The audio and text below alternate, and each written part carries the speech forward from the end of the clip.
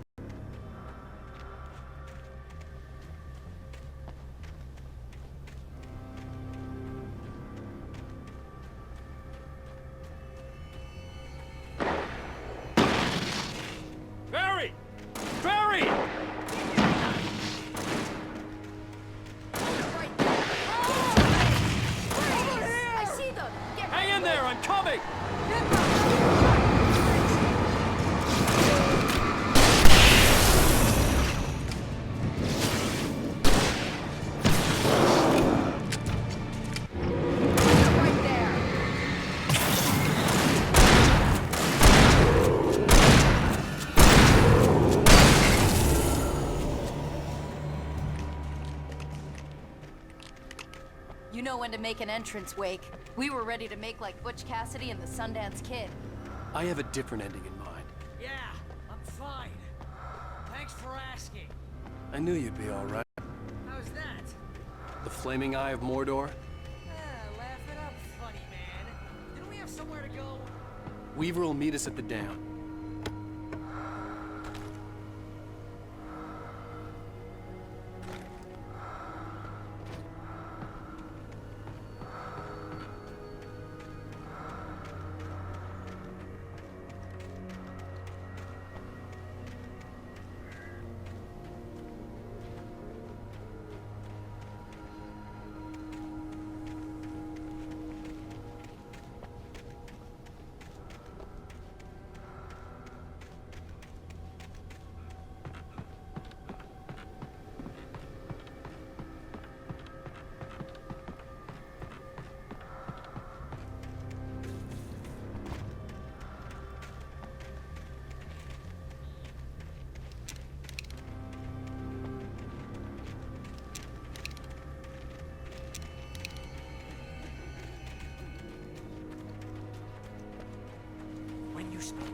Most of your night running uphill while the crazy bunch of demon hicks try to take your head off with an axe.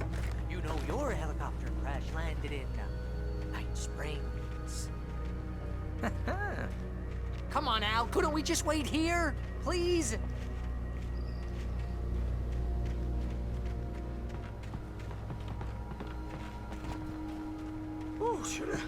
I should have kept that gym membership.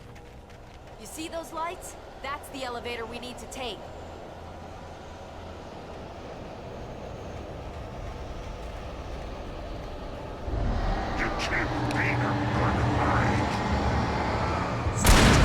What the hell is that thing? It's everywhere! Crap! There's more than one of them! Nothing moves like that. It's impossible. Ah! Al! Do something! Too fast. I can't get a shot. There! No, there! Al, they're all over the place! How many of them are there? Where'd that one go? What's happening?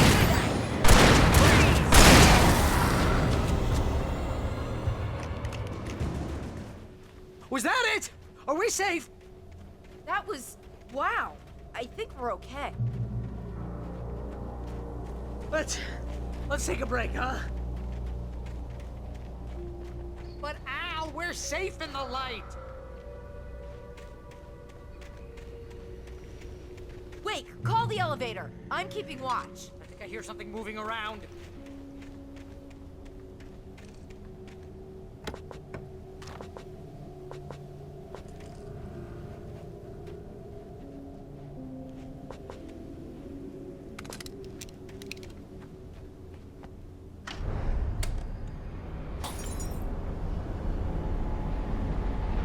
Heads up! Here they come!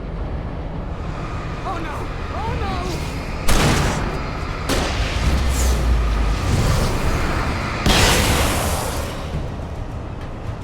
They're coming! We have to hold them off!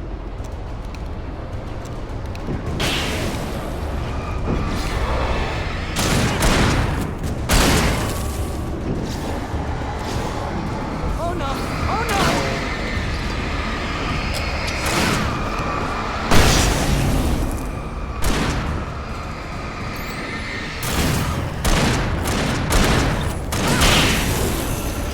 I swear this is the slowest elevator in the world!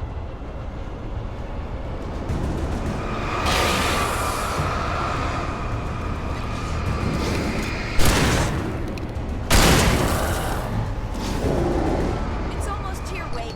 Just hold on.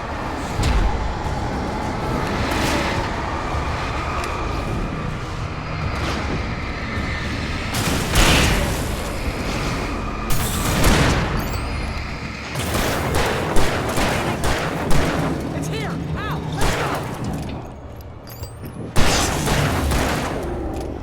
Shooting!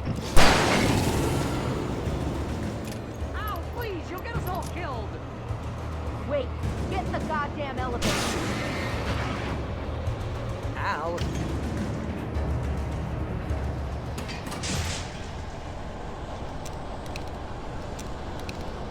We're almost there. There's an entrance into the dam at the top. What's the plan, Wake? Well, Weaver's crazy, but she's got something Zane left behind. Something to fix this. gee, could you be a little more vague? Thomas Zane? Seriously? Might as well be Paul Bunyan or Bigfoot. Yeah, well, he was real.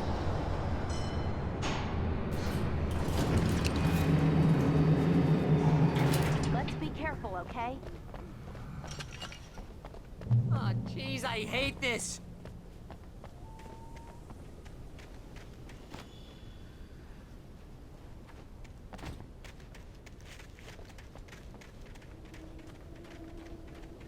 Okay, Wake. There's a button over there that opens the door. I think something's broken. Hold the button down so we can get in.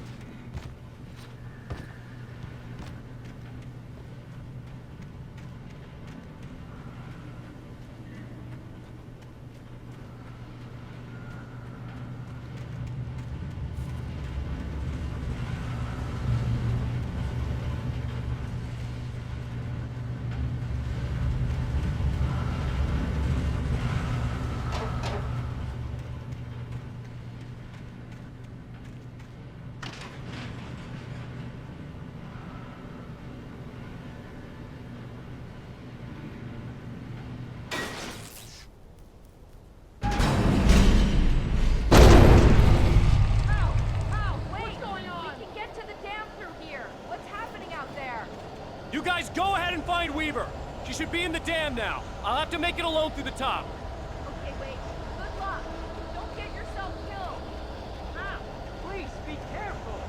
I'll take good care of Barry, Wade. You just look after yourself.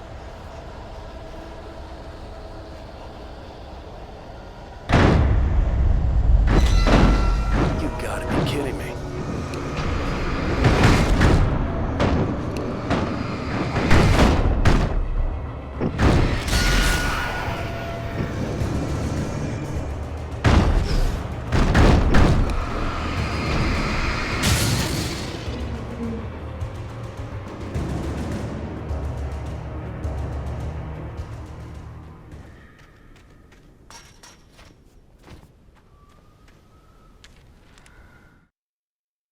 Thomas Zane knew he had to remove all that had made this horror possible, including himself. That was the only way to banish the dark presence he had unleashed and now looked at him through the eyes of his dead love. But he also knew that despite his best efforts, it might someday return. So even as he wrote himself and his work out of existence, he added a loophole as insurance, an exception to the rule. Anything of his stored in a shoebox would remain.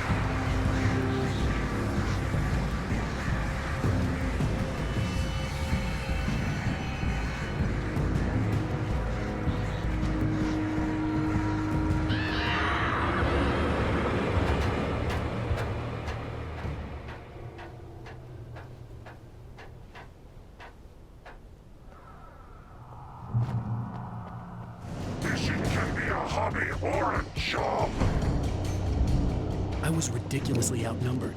The searchlight could even the odds.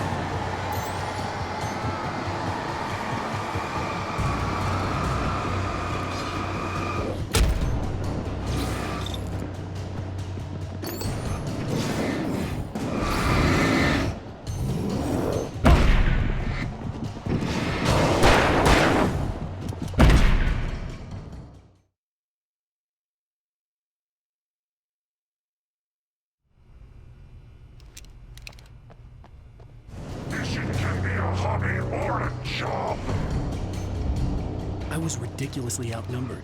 The searchlight could even the odds.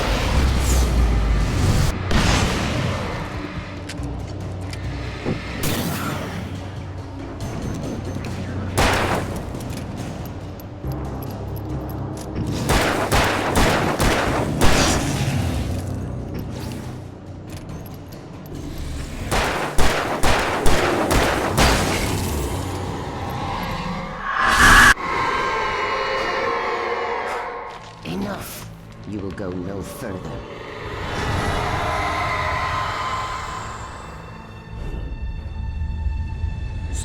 Stop now.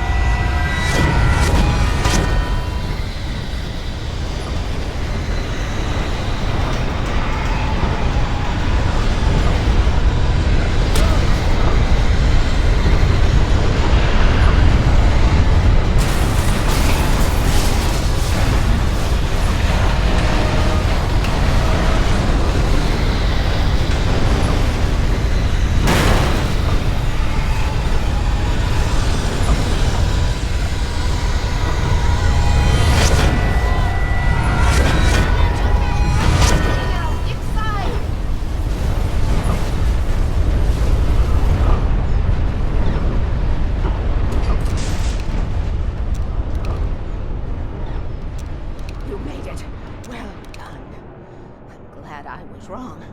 And it was a foolish chance to take. Don't worry about the noise. We're safe here. I have looked after the well-lit room for many, many years now.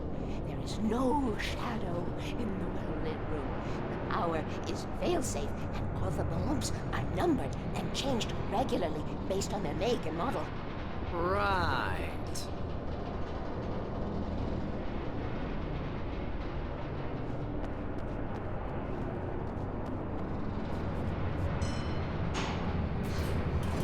There's an old army base at Raincoat Point, north of here. It was active during the Second World War. They operated here back then. They must have built this. Yes, they did. It's my place now.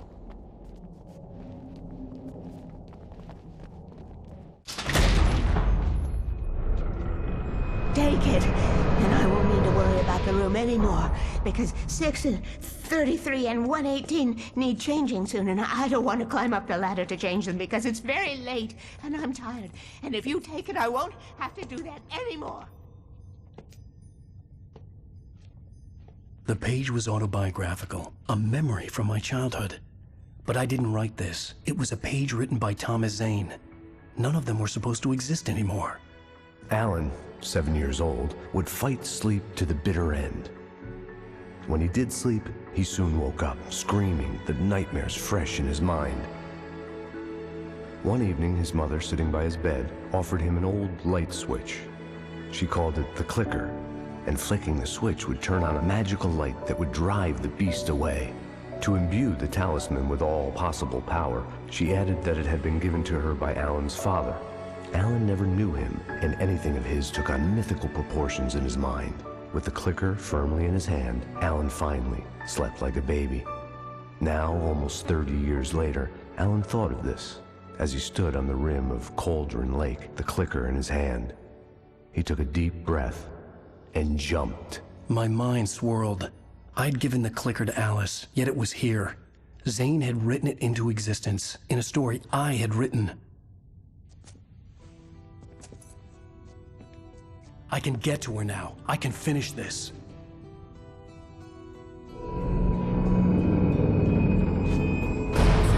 Remember standing on a broken field, white crippled wings beating the sky, the harbingers of war with their nature revealed, and our chances flowing by.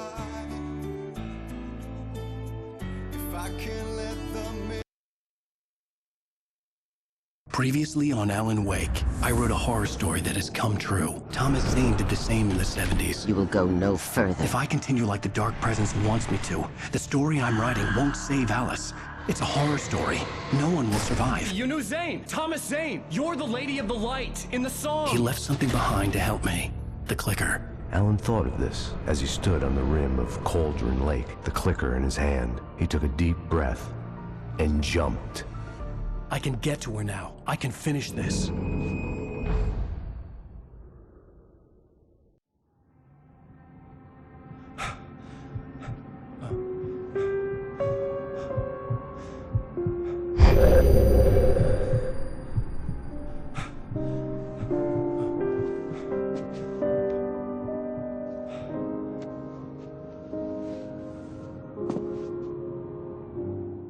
I had a hangover. My head was about to explode and the light hurt my eyes. I needed my sunglasses and painkillers to dull the pain. In one of my finer moments of self-deception, I swore to quit drinking.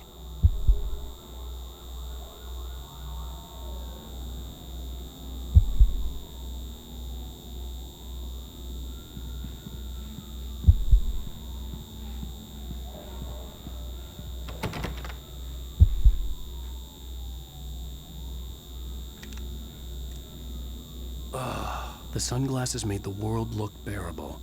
Now I could keep my eyes open without feeling like a vampire in the sun. I wasn't sure I'd make it out there without some painkillers.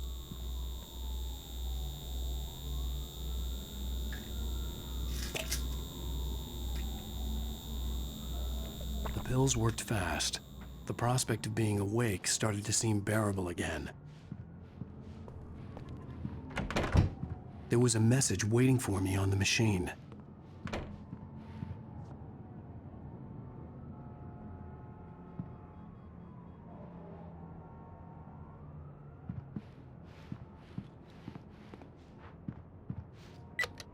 One new message. Ow! Are you still asleep? Wakey, wakey! You should have your show on your TiVo. If Alice wasn't too mad to record it.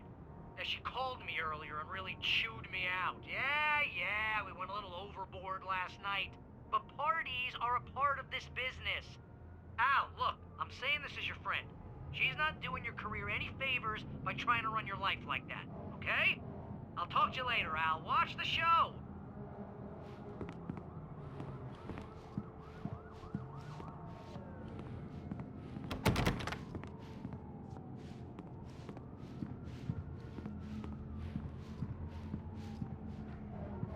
I'd been a guest on the talk show the previous night, talking about my latest book. The show was supposed to be waiting for me on our TiVo.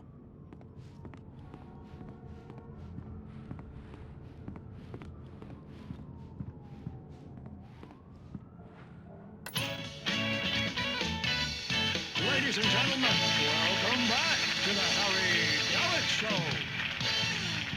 Thank you. Thank you, everybody. We have a great show tonight. I've been talking with the best-selling author Alan Wake about his new book, The Sudden Stop. Yeah, good read. Go buy it. No, it is a good read. Look, I'm gonna be honest here. Is that wise? No, but I'm gonna do it anyway. I got people who give me the lowdown on books. I'm a busy guy. But this one, I actually read from cover to cover. I mean, I'm a big fan. Wow, thanks. Now, this might be a spoiler for those who haven't read the book yet. Based on the sales figures, the 2 people out there who haven't read the book yet. But this last book is all about the death of the main character, the hard-boiled New York detective, Alex Casey. Now, there's been a lot of outrage about this. Why the hell did you kill Casey? What the hell were you thinking, man? Good riddance. No, seriously though. 7 years and 6 books is a long time. He was a gloomy guy to spend all your working hours with, and it was a good run. But it's time to explore new things. My next book will be a departure from the old for me. You selfish bastard, always thinking of yourself.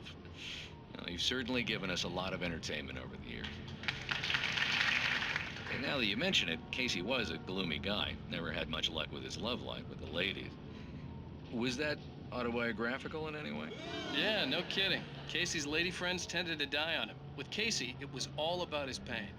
No, Nothing autobiographical about that. I'm a happily married man. My wife is my muse. Well, congratulations. That's great to hear. So, how's the publicity tour been treating you? Good. Great. But I gotta say, I'm glad to be back home in New York. Well, you've certainly been on the news a lot lately. Lots of parties and, you got into a fight with some paparazzi. Oh, man. Well, that guy was really in my face. I lost my temper. I know that wasn't cool. You are famous for that temper. Well, I did also write several books. Well, your latest novel is called The Sudden Stop, and it's in bookstores now. Go get it. That means the two of you out there who haven't bought it yet. Ladies and gentlemen, that's all we have for you tonight. I want to thank all our guests for the evening. Alan Wake, Sam Lake. What's more, do the face for a Sam. There it is. And our musical guests, Poets of the Fall. Thank you, and good night. At least I've been funny. I told myself I could live with that. Hey, honey. Did you watch the show? I didn't say anything stupid if that's what you want to know. Okay, Grumpy. You wanted to ask me something? Are you going to start with me about drinking now? You know what? I should have followed Go her back to sleep, advice, Alan. but suddenly I was angry. What? Now you can't even talk to me? Well, this morning I was angry because you said you'd be home at midnight and you showed up at 7 a.m. and passed out in mid-sentence. Now I'm over it. Are you angry? This goddamn tour. It's gotten out of hand. Oh, honey. It's almost over, right? We can get back to normal. Then you can start writing again. I'm sorry, honey. Alan, you're not thinking straight. Just take a shower and go back to bed, huh? Yeah, you're right, honey. I'm sorry.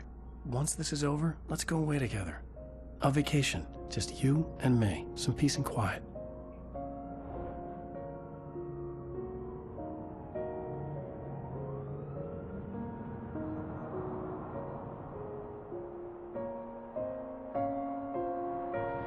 Somehow, the clicker was the key to the cabin.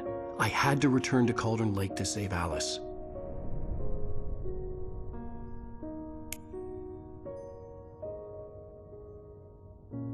I'm going back to the lake to finish this. I'm going to write an ending to the story in the manuscript on my own terms, to make it all right. Why can't you just write it here? The last page is still in the typewriter. I need to read it first. Everything needs to be just right. Zane tried to cut some corners, and it didn't end well.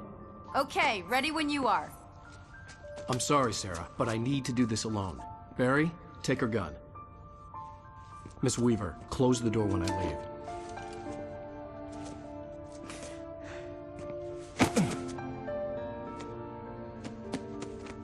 Good luck, Al.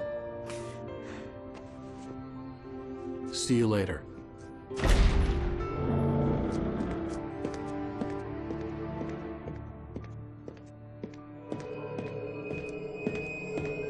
When I got out, it was warm and sunny. I'd flicked the switch of the clicker. Had it done this? I didn't stop to question it. I had to take advantage of the sunlight to get to the lake. On Zane's page, I'd stood on the rim of Cauldron Lake, about to use the clicker. That's where I was headed.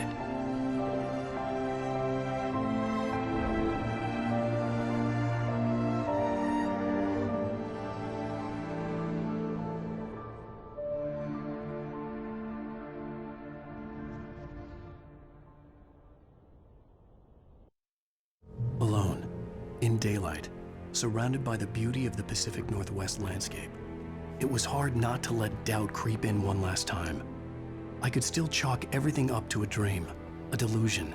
I had enough imagination to make up something like this, having been in the cabin all this time, trapped in a story inside my head, gone mad from grief over Alice's death like Hartman had claimed. There would be no way of knowing. I told myself it didn't really matter. My course was set.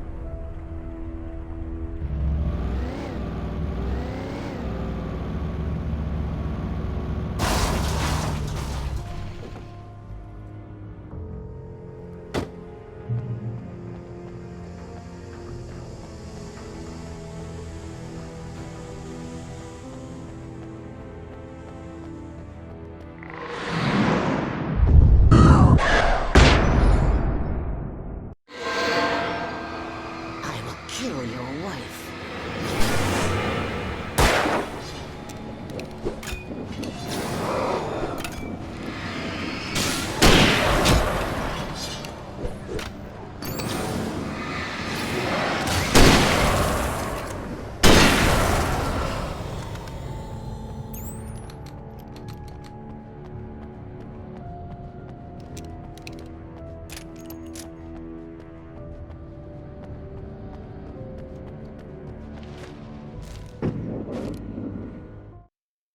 The Dark Presence was no longer trying to capture the writer so he could create the ending it wanted. The writer knew too much. He was too strong.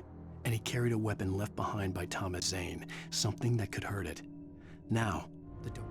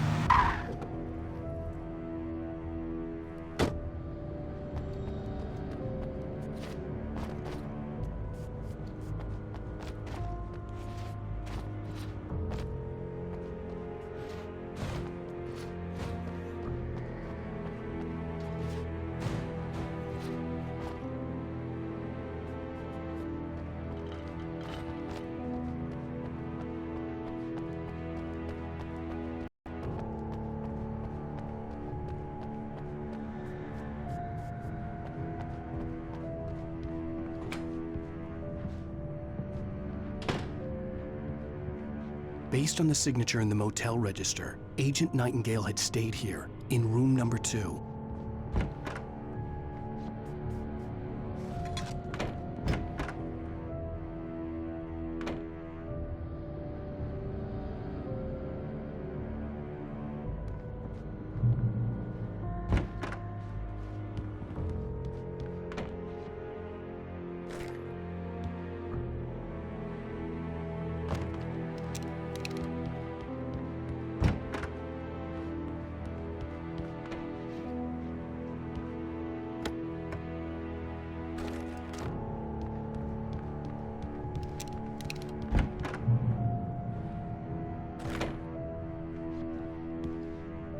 This had obviously been the room where Agent Nightingale had stayed when he hadn't been busy harassing me.